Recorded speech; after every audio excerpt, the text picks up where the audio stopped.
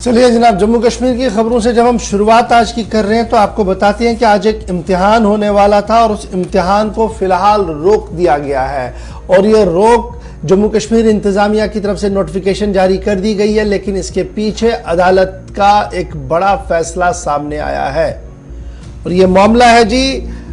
Sub inspector post की भर्तियों के हवाले से इम्तिहान होने वाला था आज, और आज कंप्यूटर टेस्ट जो CBT आज होने वाला था फॉर SI पोस्ट, उसे पोस्टपोन कर दिया गया है। हुकूमत की तरफ से नोटिफिकेशन जारी रात देर गए कर दी गई है। और दरअसल हाई कोर्ट की तरफ से इस एग्जामिनेशन को, जो जम्मू कश्मीर लद्दाख का जो कॉमन हाई कोर्ट है, उसकी तरफ से इस इम्तिहान को रोकने और इसको फिलहाल पोस्टपोन करने की बात सामने रखी गई थी। और यह भी साफ कहा गया था कि जो इम्तिहान SSRB की तरफ से लिया जा रहा है, इसमें उसी कंपनी को किस तरीके से दोबारा से सामने रखा गया है जो ऑलरेडी सवालों के घेरे में है। और इस तरीके से कोर्ट ने यह भी कहा कि जो मुश्तबह कंपनी है उसके ये जो कॉन्ट्रैक्ट्स हैं उनको कॉश किया जाए, और साथ साथ एक पैनल बनाया जाए जी रिटायर हाई कोर्ट जज की सरबराही में, जो ये देखे कि Jammu Kashmir service selection board के अंदर जो इरेगुलरिटीज हुई है, इलीगल चीज हुई है, दोनों अल्फाज का इस्तेमाल हुआ है। इरेगुलरिटीज का भी इस्तेमाल हुआ है और इलीगलिटीज का भी इस्तेमाल हुआ है कि किस तरीके से ये अवार्ड्स बनाए गए कॉन्ट्रैक्ट के उस कंपनी के नाम जहां पर पहले ही कई खदशात और सवालात हैं। इसलिए रिटायर हाई कोर्ट की जज की सरबराही में कमेटी बनाई जाए जो सिफारिश करेगी कि इस पूरे मामले में देखेगी कि क्या कुछ हुआ है। ये अल्फाज और ये रिमार्क्स उस वक्त सामने आए हैं जब आज इम्तिहान होने वाला है, और इम्तिहान होने से पहले ही उस अर्जी पर यह समाअत हुई थी जो अर्जी मुख्तलिफ नौजवानों की तरफ से Jammu Kashmir Ladakh common high court के अंदर दी गई थी। लैंडमार्क जजमेंट इसको माना जा रहा है, और इस जजमेंट के अंदर जो लगातार पिछले कई महीनों से हम सुन रहे थे कि एक फेवरेटिज्म की बात हो रही थी, अनफेयर मीन्स की बात हो रही थी और दीगर चीजें चल रही थी,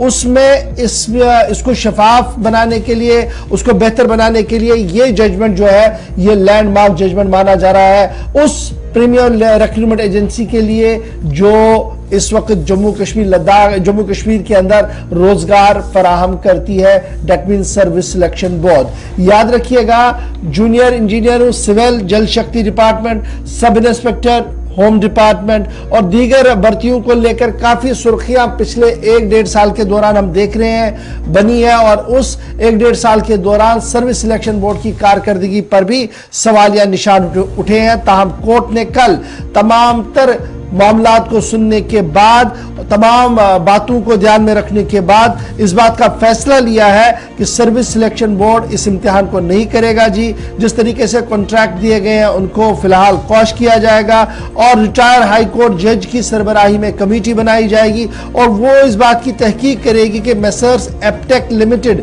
जो ब्लैक लिस्टेड कंपनी एक है, उसको किस तरीके से CBTM यानी कंप्यूटर बेस्ड टेस्ट मॉडल इम्तिहान देने की बात रखी गई है। इस पर जो है वो अपनी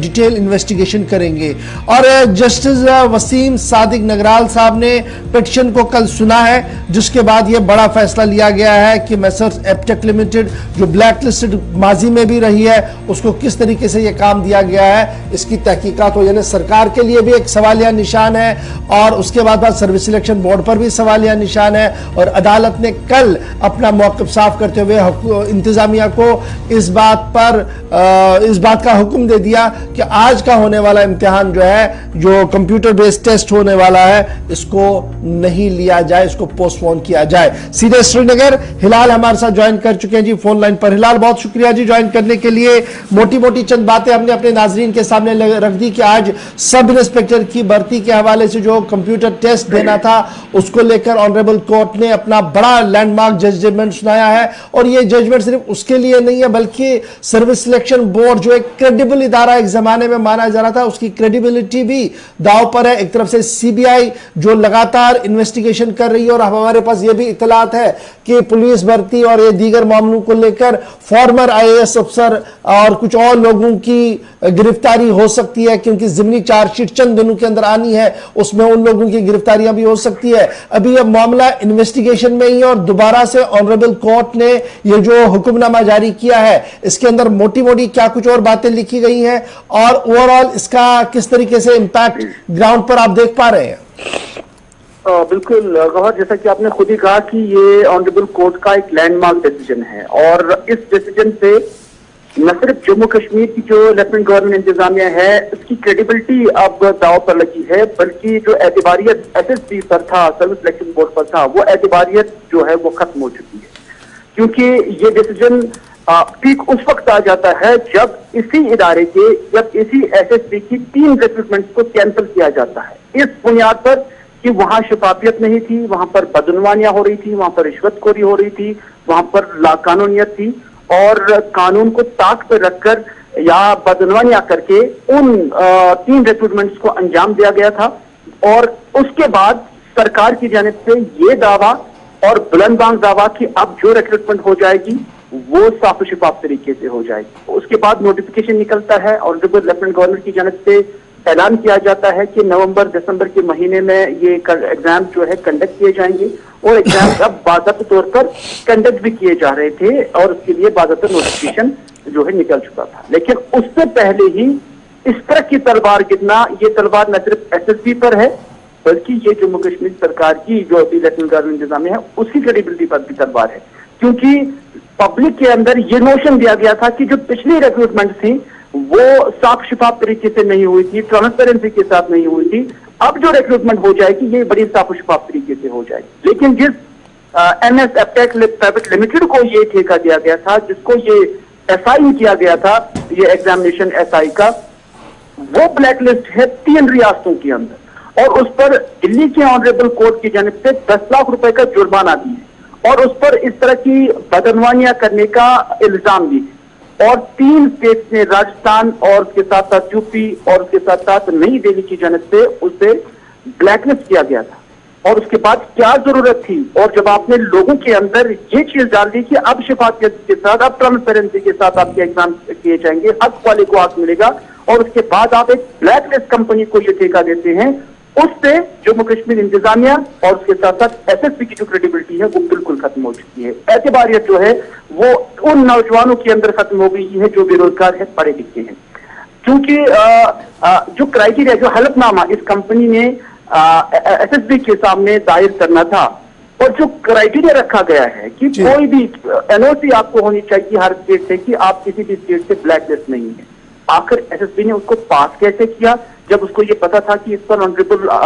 हाई कोर्ट ऑफ दिल्ली का जजमेंट भी है, जब आपको पता था कि इस पर यूपी सरकार की जानिब से डिसीजन भी है, और उसके साथ साथ राजस्थान सरकार की जानिब से भी ब्लैकलिस्ट किया गया है, तो उसके बाद इसे कैसे ये ठेका दिया गया, उस पर सवालात उठने अब शुरू हो चुके हैं, और इस पर अब मेरे ख्याल से जम्मू कश्मीर के अंदर सियासी बहस भी अब शुरू हो जाएगी। हिलाल, एक चीज और भी, चूंकि जब कंपनियों का नाम लिया गया तो अदालत की तरफ से सीधे कह दिया गया कि जो पास्ट में जिन पर सवाल रहे हों, दागदार कंपनियां हैं, उनको आप इस तरीके से टेंडर नहीं दे सकते या जिम्मेदारी दे सकते। अब कोई फर्दर प्लान जो सरकार का था कि फटाफट से एग्जाम्स कराए जाए, 2 दिन पहले लेफ्टिनेंट गवर्नर ने भी कहा कि विद इन 4 to 5 मंथ्स हमारी भी कोशिश है इस प्रोसेस को मुकम्मल कर लिया जाए, जो बड़े एग्जाम्स जिनमें एक तरफ तहकीकात भी सीबीआई की तरफ से की जा रही है। लेकिन एक साथ 2 बड़े एग्जाम्स ना होना, और अदालत के फैसले के बाद जेकेएसएसबी सामने आया, आज वाला पेपर भी कैंसिल कर दिया गया, वो भी मुलतवी करना पड़ा। फ्रेश कुछ डेट्स सामने आई हैं, उम्मीदवारों के भी जो खदशात है वो दूर करने की कोई कोशिश हुई है, और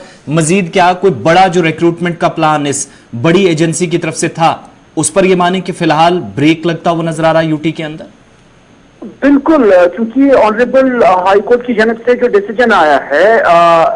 जस्टिस वसीम की जानिब से, उसमें यह साफ कहा गया है कि इस नोटिफिकेशन फिलहाल मनसूख किया गया है, इन एग्जाम्स को फिलहाल मनसूख किया गया है। नंबर 1। नंबर 2 ये कि अब जो रिक्रूटिंग एजेंसी है एसएसबी जो है, अब रिटायर्ड हाईकोर्ट जज की जानिब से उसकी तहकीकात की जाए कि आखिर ऐसा क्यों किया जा रहा है। ये अपने लोगों के अंदर एक एश्योरेंस दी थी, आवाम को ये एतमाद दिया था कि आज तक जो है आपके साथ इंसाफ नहीं हो रहा था, अब इंसाफ हो जाएगा, अब ट्रांसपेरेंसी हो जाएगी, शफाफियत हो जाएगी और बड़ी क्लियरिटी के साथ हक वाले को हक मिलेगा। और उसके बाद हाईकोर्ट की जानिब से जब इसमें इंटरवीन किया गया, आप समझ सकते हैं कि हर किसी एडमिनिस्ट्रेटिव मामले में आप हाईकोर्ट का अमल दखल रहना कि अपने आप में एडमिनिस्ट्रेशन को लेकर काफी सवालात उठा रही हैं। और ठीक उस वक्त जब कहते हैं कि जब कोई सांप देखता है तो सांप देखने के बाद वो रस्सी को भी डरता है, लेकिन यहाँ पर जब 3 सांप देखे, 3 रिक्रूटमेंट आपने जो है कैंसिल किए और उसके बाद एक और सांप आया और आप उस सांप से डरे नहीं, ये रस्सी की बात नहीं, आप सांप से भी नहीं डरे। तो एक एतबारियत जो इस इदारे की थी वो खत्म हो गई थी और जब तक मैं इसकी एतबारियत बहाल हो जाएगी, मुझे नहीं लगता है कि तब तक कोई नया नोटिफिकेशन जो है जारी हो सकता है। बहुत बहुत शुक्रिया तफसीलात फराहम करने के लिए। तो फिलहाल JKSSB ने आज होने वाला इम्तिहान मुलतवी कर दिया। दूसरी तरफ जम्मू कश्मीर हाई कोर्ट की तरफ से भी एक तरफ जो JEE जल शक्ति का एग्जाम था और पुलिस सब इंस्पेक्टर का इम्तिहान था मनसूख किया और सर्विस सिलेक्शन बोर्ड का जो तर्ज अमल है उसकी तहकीकात का भी हुक्म अदालत की जानिब से दे दिया गया। इसके अलावा रिटायर्ड जज की सरबराही में कमेटी जांच करे, इसकी भी हिदायत